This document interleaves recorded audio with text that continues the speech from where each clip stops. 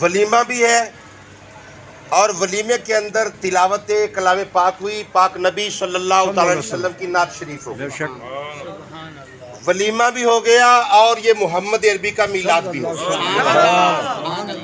صرف مقصد یہ ہے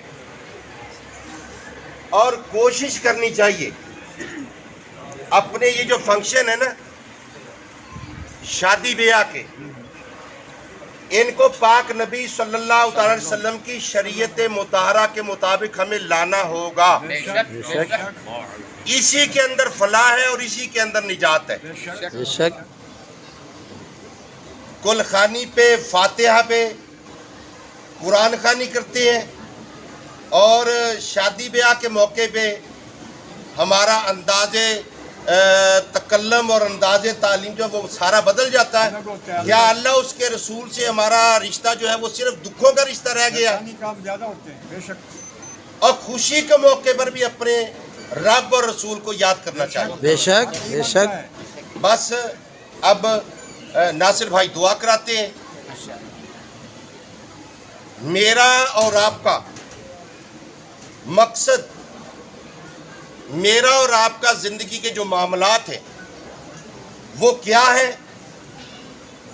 ان معاملات کا ہمیں طریقہ بہت عرصہ پہلے 14ویں صدی کے مجدد اعلیٰ حضرت عظیم البرکت، عظیم المرتبت، سبحان اللہ امام عشق و محبت، سبحان اللہ کشتہ عشق رسالت، بریلی کے تاجدار الشاہ امام احمد رضا خان نے ہمیں یہ طریقہ بتایا تھا کہ پاک نبی سے رشتہ کیا ہے۔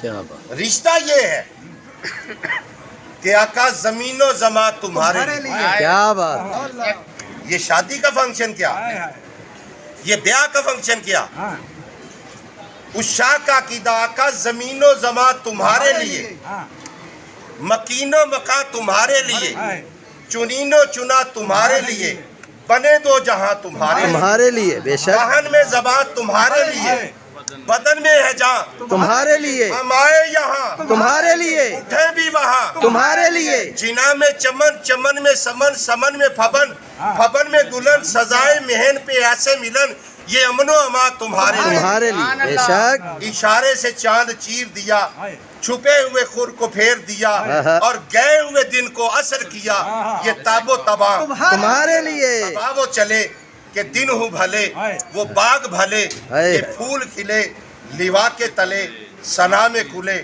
رضا کی زبان۔ تمہارے لیے میں گزارش کرتا ہوں فیضان مدینہ بستی گروپ کے نگران انتہائی معزز و محترم شخصیت بھائی محمد ناصر قادری سے وہ دعا فرماتے ہیں۔